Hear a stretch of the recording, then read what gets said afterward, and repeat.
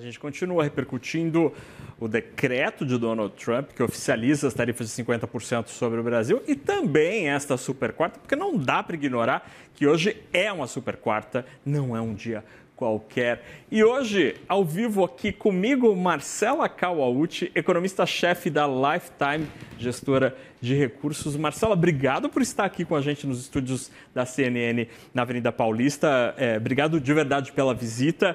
E que dia bom para tê-la aqui, porque tem um monte de assunto para a gente conversar. Queria começar a nossa conversa aqui, Marcela, te ouvindo um pouco sobre o decreto, lá, o ato, a ordem executiva de Donald Trump, confirmou 50%, mas com uma grande, longa, extensa lista de exceções. Qual a tua primeira leitura sobre esta decisão? Ela veio melhor, pior do que se esperava? Boa tarde.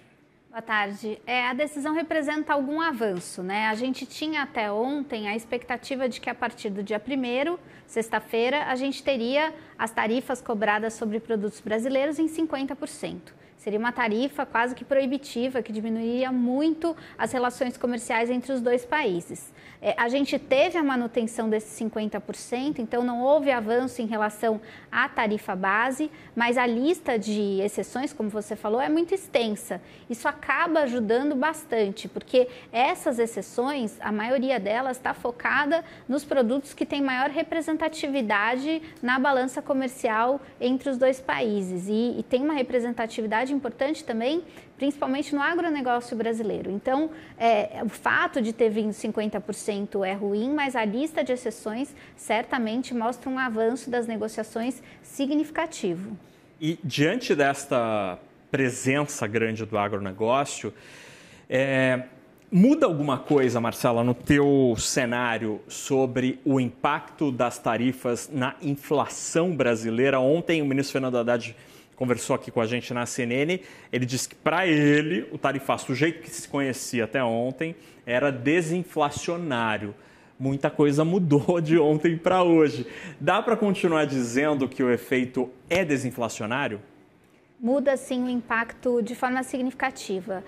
Quando a gente teve o anúncio das tarifas, a expectativa é de que parte da produção que era levada para o mercado externo fosse desovada no mercado interno. E dessa forma a gente teria, uma sobreoferta, o que acaba trazendo os preços para baixo. Isso acabou acontecendo com alguns produtos, com frutas, por exemplo, que tiveram aí uma queda pequena, mas tiveram sim uma queda por conta dessa sobreoferta. E se a tarifa se mantivesse, essa queda da inflação dos preços de alimentos poderia se manter, durante o tempo. O que acontece agora com a diminuição, das tarifas, dos 50% foi para 10%, que é aquela tarifa básica lá de abril sobre esses produtos, é que as relações comerciais entre os dois países vão ser fomentadas. Essa produção que estava vindo para o mercado interno provavelmente vai voltar a ser direcionada para os Estados Unidos. Portanto, esse efeito acaba diminuindo. Tem um efeito também que é de prazo mais longo, que é importante dizer, que tem a ver com o dólar. Boa parte da inflação bem comportada de abril para cá, que trouxe o IPCA de 5,50 para perto de 5,30, tem a ver com o dólar que se desvalorizou no mercado internacional e acabou ajudando a nossa moeda. Por conta dessa incerteza toda, a gente teve uma volta da taxa de câmbio e isso acaba tendo um efeito ali, um vetor para cima, um vetor inflacionário. Então, no fundo, as coisas acabam se compensando e essa questão desinflacionária teve uma duração pequena, apenas enquanto a incerteza em relação a boa parte desses produtos se manteve. Então, e aí, qual que é, então, a tua leitura sobre câmbio? Detalhe um pouco mais o que dá para entender sobre isso. Hoje foi um dia de DXY pressionado para cima, A gente teve aqui no Brasil o dólar, terminou o dia em alta mesmo com esse alívio. Por que a tendência ou esse tom altista na moeda americana continua?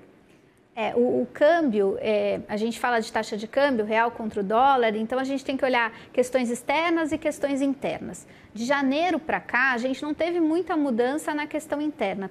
Teve sim questão do Banco Central, que tem tido uma postura muito cuidadosa com a inflação, que acabou ajudando sim a valorizar a nossa moeda, mas principalmente essa volta do câmbio, que estava acima de 6 e agora está ali, 5,50, 5,60, veio por conta da fraqueza da moeda americana no mundo todo. Quando as incertezas em relação às relações comerciais americanas se exacerbaram, especialmente a partir de abril, os investidores estrangeiros mudaram o fluxo de capitais, tiraram dinheiro dos Estados Unidos e realocaram. O euro, por exemplo, ganhou muita força nesse cenário por conta disso, né? A Europa virou um receptor desses recursos e o Brasil também. Então, se a gente tem uma diminuição das incertezas no mundo todo em relação às tarifas, por conta de avanço de acordo com a União Europeia, por conta de avanço de acordo com o Japão e até algum acordo com o Brasil, o dólar se valoriza no cenário internacional. Enquanto isso, do nosso lado, as incertezas diminuíram de ontem para cá, mas continuam relativamente altas, porque as relações comerciais parecem estar sendo resolvidas, mas a questão política ainda está na mesa. E aí isso acaba pesando contra a nossa moeda. Por isso que a gente tem aí um cenário um pouco pior para a taxa de câmbio em relação ao que a gente tinha antes desse tarifaço 2.0, né? E Marcela, tendo esse cenário do que se sabe até agora sobre as tarifas, qual deve ser o impacto principal na economia americana? A gente viu um comportamento bem curioso da atividade ao longo dos últimos meses por lá, né? Teve uma antecipação de importações, teve movimentos muito curiosos. Muita gente falava sobre o risco de uma aceleração da inflação, botavam ali quase um ponto de inflação a mais e tal. Diante do que a gente sabe até agora, né, com acordos com a União Europeia, com os britânicos, com o Japão, essa condição mais ou menos acordo, como você disse, com o Brasil, com a Índia, hoje 25%, te parece o que pesar mais para os Estados Unidos depois do começo de agosto? Será mais inflacionário, menos inflacionário, mais atividade, menos atividade? Por enquanto, olhando a economia americana, a gente tem impactos ainda pequenos dessas tarifas, principalmente porque boa parte delas foi adiada. A gente teve muitos anúncios, boa parte desses anúncios vão entrar em vigor agora dia 1º de agosto, principalmente aqueles em relação a países. Só as tarifas em relação a alguns produtos específicos, essas sim já estão vigentes nos Estados Unidos. Então, parte desse impacto vai depender de quando essa boa parte das tarifas entrar em vigor.